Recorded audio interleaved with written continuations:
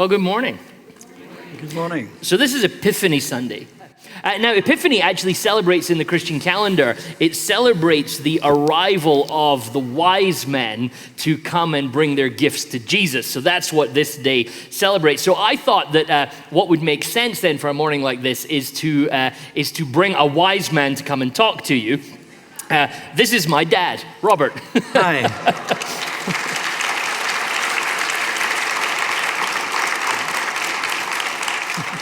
We know David's theologically sound, but there was 3 wise men.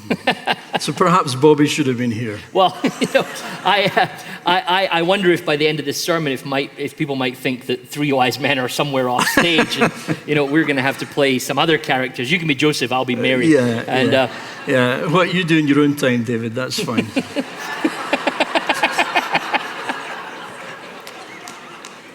So, in fact, it was my dad was over visiting from the UK, and I felt that a couple of weeks vacation was too much for him. So I said, hey, come and teach with me on Sunday morning. And then I was just thinking this morning as I was getting ready, that I think the last time that you and I shared a stage to do any sort of teaching together must have been about 25 years ago. Yeah, it has to be that. You would notice if there was a picture, because my waistline would be considerably thinner, and I would be able to remember a lot more. And I took the lead where now roles are reversed. well, it's great to have you with us this morning, Thank you, Dad. David. And my hope is that at the end of this sermon, if nothing else, people will have somebody to blame for what they put up with every week from me. But what I want to do is begin actually by just jumping us into the story of Epiphany itself. So if you have a Bible or if you're using the church app, you'll notice that the reading for this morning is Matthew chapter 2. The reading goes like this. After Jesus was born in Bethlehem in Judea, during the time of King Herod, Magi from the east came to Jerusalem and asked, "Where is the one who has been born King of the Jews? We saw his star when it rose and have come to worship him." When King Herod heard this, he was disturbed, and all Jerusalem with him. When he had called together all the people's chief priests and teachers of the law, he asked them where the Messiah was to be born. "In Bethlehem in Judea," they replied, "for this is what the prophet has written. But you, Bethlehem in the land of Judah, are by no means least among the rulers of Judah. For out of you will come a ruler who will shepherd my people Israel." Then Herod called the Magi secretly and found out from them the exact time the star had appeared. He sent them to Bethlehem and said, "Go and search carefully for the child. As soon as you find him, report to me so that I too may go and worship him." After they had heard the king, they went on their way, and the star they had seen when it rose went ahead of them until it stopped over the place where the child was. When they saw the star, they were overjoyed. On coming to the house, they saw the child with his mother Mary, and they bowed down and worshipped him. Then they opened their treasures and presented him with gifts of gold, frankincense, and myrrh. And having been warned in a dream not to go back to Herod, they returned to their country by another route. When they had gone, an angel of the Lord appeared to Joseph in a dream. "Get up," he said, "take the child and his mother and escape to Egypt. Stay there until I tell you, for Herod is going to search for the child to kill him." So he got up, took the child and his mother during the night, and left for Egypt, where he stayed until the death of Herod. And so was fulfilled what the Lord had said through the prophet, "Out of Egypt I called my son." So here's this story that we're working from, where Matthew gives us an insight into the sort of birth and arrival of Jesus. Now, what you'll kind of notice is a little interesting is that we've talked about this in this series already, where we kind of tend to sort of mush all of the Christmas stories together into one story in our head. So we talk about the nativity story, and we all kind of know what this story is. There's shepherds, there's camels, there's donkeys, there's a stable, there's baby Jesus in a manger, star, and wise men. And then when we actually go and look at the texts themselves, often the texts do a little bit of different things to us, right? So you get this story here about the Magi, and it comes in, and you'd be forgiven for thinking, oh, well, Matthew's told you everything beforehand. But chapter 1 of Matthew, it literally tells you the genealogy of Jesus. We talked about that a few weeks ago here at Westside. And then he tells you this story about how Joseph was a little uncomfortable about what was going on, and his fiancée is now pregnant, and he's thinking, I just need to kind of make an exit from this situation. Joseph then... Can I interrupt? One of the things that David said, you can interrupt me anytime you want. So you don't get that often. So I thought I would take advantage of it. One of the things that, in fact, I was preaching there a few weeks ago at our nativity in our home church. And, you know, over the years, as you probably have done as well, you've seen nativity scenes, you've seen cows, donkeys, lobsters, you know, spiders. I was a penguin in the Christmas play once, and I still don't know why. Sometimes there's wise men, sometimes there's not, but there's always a babe. You know, and I think this is what Matthew's trying to do, is to singular thoughts on these wise men who knew what they were doing, came to see the babe who would change the world. And that's really, I think, where Matthew's really pointing everything towards this babe that's going to, and the kind of helplessness, the hopelessness, the vulnerability of this babe who nonetheless would change the world. Yeah, and so what's interesting in that is you actually then, if you read Matthew chapter 1 and Matthew chapter 2, is there's actually not a lot there that you would expect. No. Joseph gets this visit from an angel who says, hey, you know what, you should. This is all God's plan and you should stick with it. And then the next line is chapter 2, verse 1, where it says, after Jesus was born. And you feel a little bit ripped off. You're like, wait a minute, where's my stable and my manger and this? And actually, so for me, this is a really interesting thing, and I think we should always ask this when we read a biblical text. Why does Matthew tell us this story? You know, of all the stories he could tell us, of you know, shepherds and angel appearances and the no room in the inn, he doesn't tell us any of that. He tells us Magi came from the east, you know. And this for me is worth holding on to, because they're kind of not the sort of people you want coming to visit the Jewish Messiah. No. You know, there's an irony, you know, in that. They're, you know, Magi. You might hear the sound of the word magic in that.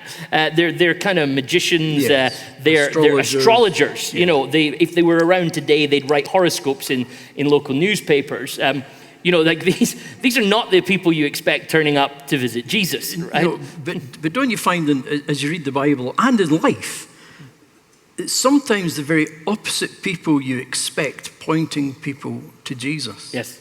You know, and God uses things, people, places to get us back on the track, because at the end of the day, God's sole purpose, perhaps that's a bit pushing it, but he wants us to be where he wants us to be.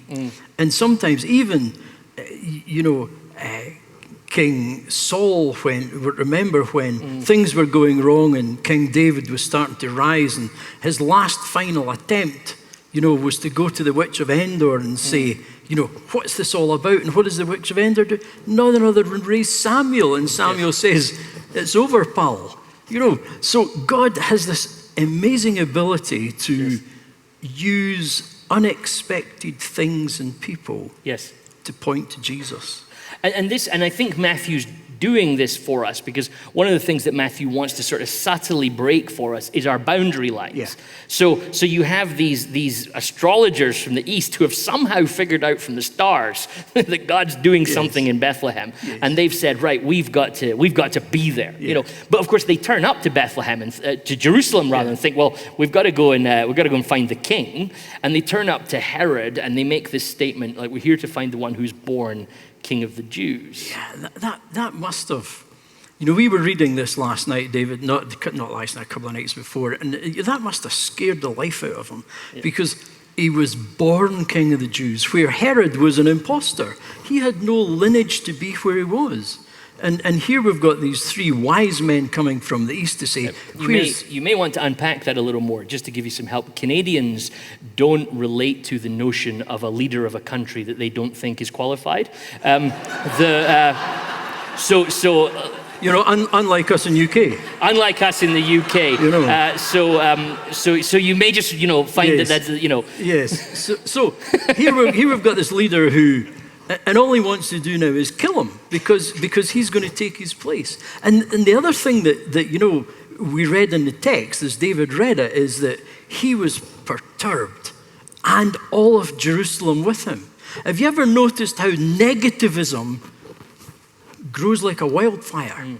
You know, so we've got to be careful in that, in our own lives, that we don't catch on to the negativism of what's going on. And that creates the irony for Matthew, doesn't it? On one hand, you've got the people that should recognize the coming of the Messiah, Jerusalem and the king don't. Yeah. And then you've got these astrologers that are not, and this seems to be Matthew's point, they're not Jewish, they're Gentiles. Yeah. And here they are coming, and this of course is going to be a big point in Matthew's story, that the gospel is for everybody. Salvation sans frontières. Yeah. I have no idea. You're in the wrong part of Canada for that. Okay. I apologize. See, in Scotland, we can speak English and English. Yeah, it's true. Both types of English. So then you've got this story going on of the wide borders of grace. But then the bit that really kind of jumped out to me as I read this story this year is that not only have you got the wrong people coming, if you understand what I mean by the wrong people, the unexpected people coming to worship Jesus. Then the net result of the story is that Joseph, who's this strange character in Matthew, because he's kind of in a background, but he's also so much the focus. We know so little about him. He has this dream, his second dream. Yeah. First dream told him, you know what, Mary is pregnant, but God's doing something here, so hold on to it, which is remarkable if you think about it. And I found that hugely hopeful this year as I read it, that Joseph and Mary and Jesus form this kind of blended family. Yeah, don't you see, when you read the story of Mary and Joseph, and Joseph, he's an unsung hero really, isn't he? At some level, yes. Because he gets very little press. And apart from the wobbly bit at the start where he tried to get rid of Mary in the sly, apart from that, he was incredibly faithful. Yes. And really, we as Christians, that's actually all God asks us to be trying to be faithful in honesty. I've made more mistakes than probably most Christians, but there's an honesty and faithfulness, and that's surely what Matthew had, Yes. And in some senses, I can identify with his plight of what's going on, not the part that his son was illegitimate, but I don't identify with that. But you can't. I, for a brief moment, had that nervousness that this was going to be one of those shows, and now your real father. It's funny you should mention that. But you've got to identify with Joseph where things seem to be going wrong, but he's encouraged by God to do the right thing. And lo and behold, it's absolutely right. Yes. And I found myself reading this thinking, like for those of us that feel like the perfect world is the one that God wants for everyone, here you've got the Son of God being raised by a man who's not his dad. Yeah. Like if ever there's a sense that maybe our idea of what the Christian family must look like might not always be that way. I think this is a really kind of helpful, sort of hopeful piece for many of us. And then you get Joseph, he gets told to take Jesus to Egypt, which is kind of surprising if you know biblical history, right? Yeah, that's like a Scotsman going to England, the Lord's called me to England, goodness gracious me, But again, I think that's so all-encompassing. If you look at Israel in the map, and you can look at all the various places round about, they could go to Crete or Cyprus or north to Syria, all nicer places than Egypt, because Egypt was the anathema to the Jew. Yes. Because if you go down the banks of the Nile, there's temples and pagan worship after pagan worship after pagan worship. And coming from an Old Testament background, that must have been like living in America. Us Scots were quick learners about cultural climate, and both Scottish people and Canadian people share that sense that we have southern neighbours that we're a little nervous of. I come from a town called Falkirk, which is one of the few places that we beat the English, and boy, do we not let them forget that. I was when you were talking about Joseph, I found myself thinking back to this quote by David Brooks in one of his recent books, where he's talking about moral formation, and he just says this in the middle of this quotation. He says, "Character is not something you build sitting in a room thinking about the difference between right and wrong, and about your own willpower. Character emerges from our commitments." And I know the quote's longer than that, but I found myself, when you were talking about Joseph's faithfulness, that idea came to me, that Joseph doesn't theoretically sit there and think about things. Instead, what Joseph does is it's quite a remarkable story if you think about it. All he has to go on is a dream. Yeah. He gets this dream that God's in this. It's a weird situation. Your fiancée is pregnant, but you got to trust me on it. And then the next thing he goes, and now you got to go and live amongst who you thought were your enemies. And amongst Jesus, the Son of God, grows up where his own religion, his own father, isn't known in the place that he grows up. And Joseph does this, and he's committed to making this happen. We were reading this the other night there again, David and I, and I've read bits of the Bible from time to time. It's a fair book. But when we were reading this, it struck me, and I must have read it dozens and dozens of times, as you do when you read Scripture. Sometimes you miss things. In this particular case, Joseph gets the dream in the night, and in the night wakes up and gathers his family and heads to Egypt. There are times in our life when God speaks to us that we need to act immediately. Yes. Because if Joseph hadn't have acted immediately, we wouldn't be here telling the story, because Herod's executioners would have been at his door. Yes. So we need to be very careful as we grow up in Christ that we get to understand when the times when God speaks to us, we need to do things immediately. Yeah. And then in the converse of that, when Joseph is in Egypt and Herod dies, there is no rush to come back. So it's getting to know the voice of God. There's an interesting one in the side, David, if I can say this. Some years ago, I played Santa Claus with all the beard and stuff. And young Chloe, our other granddaughter, who would probably be about 5 at the time, she came up and sat in my knee, and I said, "So what's your name?" "Matilda." And she looked at me, took the present and went away. She says, "That was you, Dad." "Granddad." I says, "How did you know it was me?" "Your voice." And is that not what Jesus said? "My sheep know my voice." And that's the encouragement that we should get from this story, is learn to know the voice of God and act on it. So that is, for me, is an interesting, kind of connection point then to one of the reasons I wanted to talk to you about this. I wasn't just trying to drag you on stage, but as I read this story of Joseph and the commitment to do what he finds himself in the midst of, I find myself wondering sometimes about the kind of parallels to the sort of story that we've lived in our lives as a family, and particularly the story that you had to lead us to. So if I go back to the sort of late 70s, early 80s, I'm just about born, born depending on what part of where in the Star Wars trilogy we start the story, and you're doing quite well in business. I remember us having, nice houses to live in. We had nice cars. You had a car phone, which I think was a big deal because people from church used to come around to see the car phone. It was about this size. And we had a boat. We used to go sailing at the weekends, and then you tell us as a family one day, "Hey, we're moving to Africa," and we moved from a relatively comfortable life to, you gave me some pictures here. Here's the village that we grew up in Sierra Leone, which was slightly different than Scotland. The goats were the same. And then, so you said, you gave me some of these pictures here. This is us trying to get to church, to a different church we had to go visit. You'll notice the road, actually not wholly dissimilar to a Canadian road, but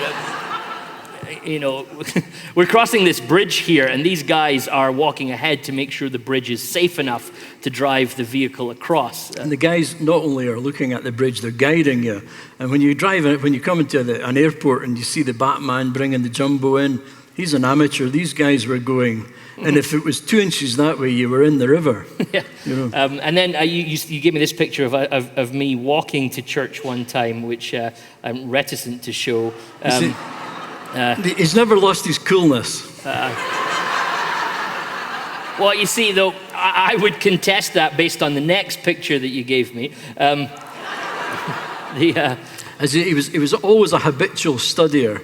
And you see that picture and think about me as a studier. I just wonder why I'm not wearing a bra, to be honest with you, because that picture's a little revealing. And as if the shame isn't quite bad enough, here is a complete fashion disaster. Despite being a runner, I have never worn shorts that short since. Even the dog's kind of ashamed in the picture. You can kind of tell, But yeah. So we were, aside from these embarrassing pictures. So we grew up in a slightly different context, and so I find myself now curious to sort of almost ask, how do you get from waking up in the night and taking your kid to Egypt? How do you get from a successful business career to sort of, I was very, very young, but I can still remember the contrast from comfortable living to being very poor, and then finding ourselves in a different part of the world, which a part of the world that ended up as a war zone by the time we were finished there. It's quite, the way the call worked, and it's quite funny because, some people view when they chat to me, you see, you're a missionary, and they hold you up here and think you've done something extraordinary above and beyond the call of duty, but that's not the case. We're all given a task to do. We've all to do and make changes in our lives, and we've all to try and impact people and change people's life. That's really our goal. But for me, how it all happened was I got headhunted and got flown down to London to get interviewed for a job. And in the process of that, some other company wanted to speak to me also, knew I was coming to London. And I got both jobs and batted the two off one another and ended up with an extremely good salary package and all the rest of it. And I thought, this is me, I'm set for life now. This is the way to go. And then got on the plane, and it was a mid-afternoon plane from Heathrow back to Edinburgh, so it wasn't busy.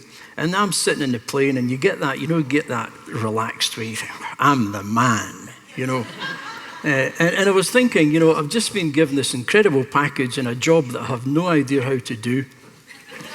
And I thought, this is it. And then suddenly this voice came, and it said, Robert, you've talked your way into that job, and that's exactly what I had done. It's now time to talk for me. And I the big high seats in the plane. I thought it was one of my friends were behind me or something. And that really, really moved me. But did I act on it? No. I completely ignored it because I was going where I wanted to go. And then in the midst of the 2 years that followed, I got talking with another company that wanted me to be sole importers for this particular. It was in IT, this IT thing, and I would have been a millionaire, without a shadow of a doubt. I hope, I wish, perhaps. But all the time this is going through, and we're trying to get all the strings tied together, and there's one or two difficulties that are not quite getting there. And all the time I'm going to bed at night, and God's saying, remember I spoke to you, remember I spoke to you. And anyway, I couldn't take it anymore. And this night I said, okay, God, whatever you want, I'm for it. The very next day, I got the phone call to say everything was in place. And I had to say, I'm sorry, I'm going to Africa as a missionary. And they thought I was bonkers. Is that an okay word? People will figure it out. Yeah, okay. they thought something had happened upstairs, But the timing of that was perfect. And these are the things that you need to, and we've all got them in our lives, that you need to guard up and put in a bottle. Because there'll come a time in your life when things are really, really hard. You'll wake up in the morning, you'll think, does God even exist? Am I kidding myself? That's when you go to your jar and you take out these remembrances and you say, no, I'm okay now. And that's what the children of Israel do, at the Passover, isn't it? Yeah. They look back and remember how good God's been to them. Yeah. And so that was how that came about. The negative aspect, we decided that I would sell my house and support me through seminary. All through that period of time, my house didn't sell. Ended up selling at a loss. So started off in seminary with no money. In actual fact, negative money. No fees, no anything. But God was showing me that he would do it his way, not my way. And that's a lesson, again, we need to learn as Christians.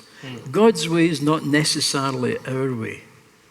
But how do you, when you think about, there's a cost to that. There's a sacrifice to that. Going from decent finance to no finance. And I remember that. I remember nights as a young kid where as I look back, I realized that, me and my sister ate food and you didn't, and I remember sort of, all sorts of sort of things, but you're just in it as a child in that sort of sense. But how, the sense of sacrifice, to go from probably more significant than finances, go from from security to apparently no security, or at least that's how it appears. There's two thoughts in there, David. Really, one is I've always found the easiest thing God can supply is money. The hardest thing God can supply is commitment. And when you look at that, then if you take sacrifice, you see, sacrifice, when you're in the will of God, and you know you're in the will of God, because all your ducks are in a row, you feel it. When you're in that, you don't see the sacrifices. It's the external people that see the sacrifice. When I told our church that I was heading to Africa with you two, they thought, again, something had gone wrong, because as far as they were concerned, I'd made it. Yeah. But looking back in life, when I became a first Christian, one of the things that worried me was I could see the other Christians. And you became a Christian in your kind of late teens. Yeah, late, about 19, 20, I became a Christian. So you're also sort of 19 or 20. Yeah, 19, it's that 20. long ago. No, definitely wasn't 19, 20. No, at least not that I'm aware of. Scottish water is good for you. Yeah. But both, your whole surrounding family are not Christian, so you're trying to navigate this in a context. Yes, I'm the only Christian in our family at that particular time, and so you're navigating that. But what I was really trying to say there was, one of the things that always frightened me was that I would end up in my 50s, 60s in a very, very nice house with multiple cars and a bank balance that was really, really good, but feeling I had missed it. And that worried me, that I had missed what God wanted for me. So when the call came, and I realized what God wanted me for, it wasn't a sacrifice. I didn't see it as a sacrifice, but others did. But I'm very conscious that you and Debbie probably sacrificed more than I did. But I mean, so think about it. Then another question that I suppose in that then is to think about the sort of the lack of security then perhaps, or the fear elements, because where we ended up living, wasn't. So like I think back over the time that we were there, I did, most of my kind of senior school and sort of junior high education out in Sierra Leone. I nearly died from malaria at some point while I was there. Yeah, I got that was a difficult time, because there was a strain of malaria came through called chloroquine resistant, and David caught that, but we didn't know that. And we kept feeding him chloroquine, and nothing was happening. And you probably only were small hours away from requiring a blood transfusion, or we would have lost him. But then somebody, and through the annals of time, I can't remember who, said, perhaps it's chloroquine resistant, and you can get these tablets. And I made the journey and got the tablets, and within hours he was back on his feet again. So again, that's another thing where somebody can impart something on other people as almost an off the cuff, but can have dramatic effects on people's lives. But we, so there must be moments. So in one sense, you're dealing with, your son, because that story tells quickly. I remember being ill for several weeks. Yeah. I mean, if you've never had malaria, you don't know what it's like, because you're sweating, and I mean you're burning. Then you're freezing. You can't get enough blankets on you, and then you're sick, and then you've got diarrhea, and it's just this cycle, and you've got to hydrate, or you'll be, so you force fluid down, and as soon as you force fluid down, you vomit back, and really, it just goes on and on and on. Love everybody thinking about me in this way. Yeah. But so you've got in one sense that mustn't be easy watching that happen to your son. Then of course in the sort of, what was it, this 2/3 of the time we were there, we find ourselves in the middle of a war. So there's we're shot at on more than one occasion. We're constantly living at threat of having to leave in the night ourselves. In fact, we did leave in the night at one stage because the war was on our doorstep. This must test you. It was difficult. There's no questions about it. But again, when you're in the will of God, you seem to be able to adapt and handle these things. I mean, you see people now, they need to head off to a psychologist because they've broke their toe or whatever. But David was brought up through, you could go up to the local town, Maburika, and they were selling on strings, fingers and ears cut from rebels as amulets to protect you. The army trucks drove along the road with mounted heads on the bonnets of their cars. So we lived with that. And when it all blew up, we lost some pastors, and as much we didn't die, we just lost them. But we knew where they are because the rebels had come through the country. So I went up to try and find them and bring them back. And as you were driving up through the country, about 2 to 3 miles away from a village, you knew you were coming to it because of the stench. Because when you reached the village, everything was dead. Cattle, chickens, people, all just scattered all over the place. That was horrible. We got and eventually found the pastors and their wives and other people, and we drove back. And as you're driving these roads, you meet checkpoints at a regular basis. You're never really sure whether they're army checkpoints, whether they're rebel checkpoints, if you're going to lose your car, lose your life, or get through okay. And on the way back, I didn't like the look of one of the checkpoints, so I decided not to stop. And they were taking multiple shots at the car. Fortunately, they were dreadful shots. So we got through that okay. But in saying that, remember also the time, David, you and I were going to Freetown. Freetown was about 130 miles away, 6-hour trip, because the roads could be iffy at times. And we were driving along and got to the checkpoint, you get through them. And remember the one where we came, we were forced out the car at gunpoint and then taken down to a sort of compound, and there was loads of people within the compound. We had no idea what was happening. We didn't know if we were going to get a bullet in the head. And it turns out there was a coup taking place, and the soldiers were actually taking us off the road to protect us. But you don't know that at the time, so you're anxious and worried. So yeah, there were times when you were worried, but yet again, you're still within the will of God. And that gives you an incredible... When I was a young Christian, I read this book, John G. Paton, Missionary to the New Hebrides, and he had this phrase, and I loved it, and it stuck with me all my life. I'm invincible until God tells me otherwise. And that's the truth of it. Where you are, where God wants you to be, nobody can touch you. So like those stories like that, of course, in one sense I understand, saying, that, hey, where are we?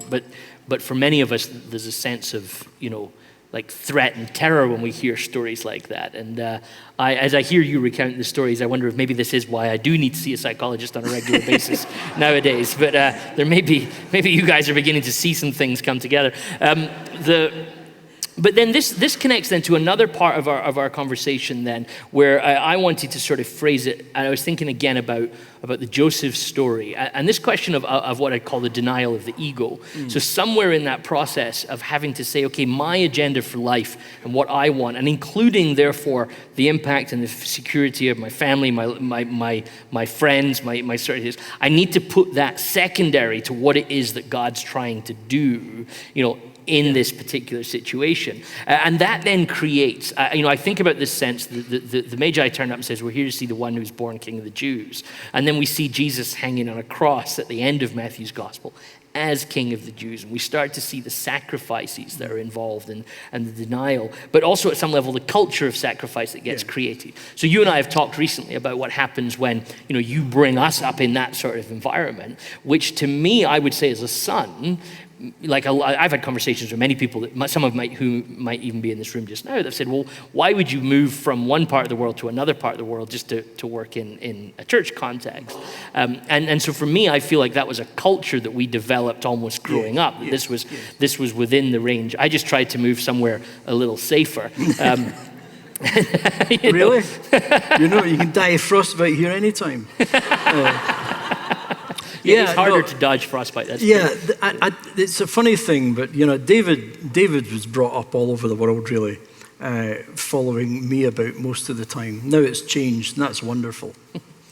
Just as an encouragement to parents here, I remember David when he was in his crib, and I prayed over him. I said, Father, make him better than his dad.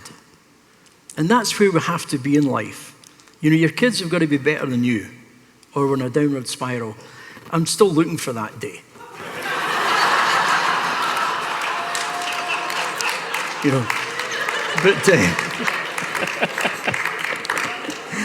But yeah, when I remember when David announced that he was speaking to you here at Calgary, I said to him, there's a philosophy that's followed my life, David, is if you think God's leading you somewhere, gently push the door.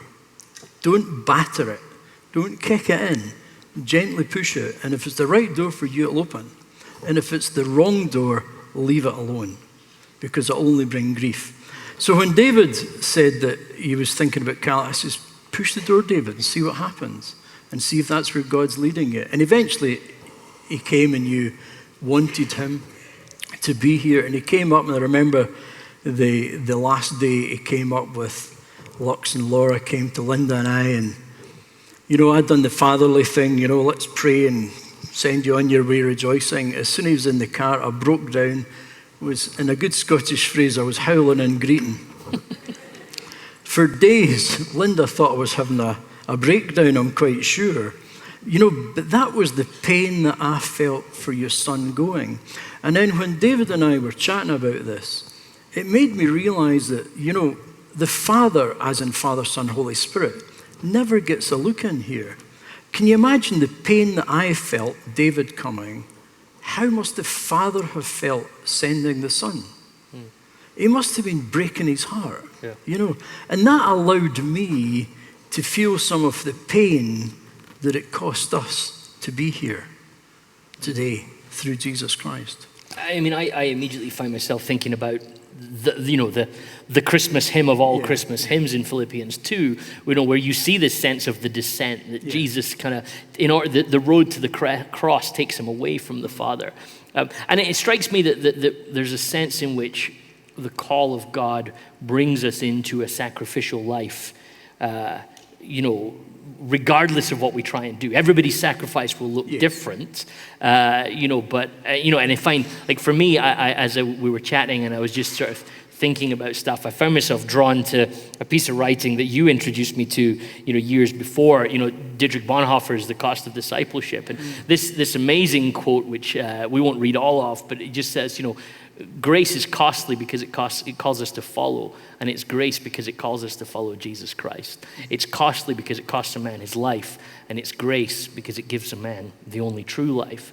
And I find that there's a sense of the depth of that in the story of Joseph. And again, I'm not wanting to draw, and make you feel uncomfortable, but that sense of for me, the privilege, I suppose, of growing up in a family where the choice was made to make those choices when there were much easier choices, on offer, I suppose, in that sense is one. But I think most of us at some level will wrestle with this in one way or another of our lives, as to what is God asking of me, and how do I work it out? I think there's a couple of scriptures that fly in my mind continually. And one is in Matthew 19, I think. I couldn't quote you on that, so look it up and point it out. I was wrong later on. It's where the rich young ruler comes to Jesus, and they have this conversation about the commandments. And Jesus takes the Decalogue, or the 10 Commandments, and knocks it down to 2. He says, love the Lord your God with all your heart, mind, and soul, and love your neighbor as yourself. Do that and you'll be okay. So these are the commandments, and it's a kind of love-based thing. And then Jesus in John 12 later on, and I think it's that one of the hardest verses that you'll ever come across in Scripture. And it says, a new commandment. So we've had 10 to 2, and now we've got 3. A new commandment I give you, that you love one another. Yeah, it's easy, isn't it? Then he continues, as I have loved you. That's, as we would say in Scotland, that's a pig with a different snout. As I have loved you. How much has Jesus loved me? And how much am I prepared to do to show the love that he showed me to you? That's the challenge I find. And there's also that, if you ask a storyteller, he'll say the important thing about a story is narrative. If I was asked to David as a philosopher, he would have said the important thing is to have hope. Whereas if I asked Lennon and McCartney, they would say all you need is love. And surely that's what it is. If we have love, and did Paul not say love conquers all? Yeah. You know, and that's the truth of it. And that's the nutshell. That's what the babe in Bethlehem's all about. The love of the Father. That's what Jesus dying on the cross is all about, the love for us. And where we fit in that story, we're only bit parts. Yes. We're only playing the parts to make the story work. And without us, there's no story. Yeah. And that's the challenging bit. When Jesus left them on the Mount Olives, there wasn't a plan B. You know, it was us. Yeah. You know, to do our part, regardless how big or small it is. Well, I'm going to let you have the last word on that. So thank you so much for agreeing to let me talk you into this. Thank you for morning. inviting me, David. It's been a pleasure.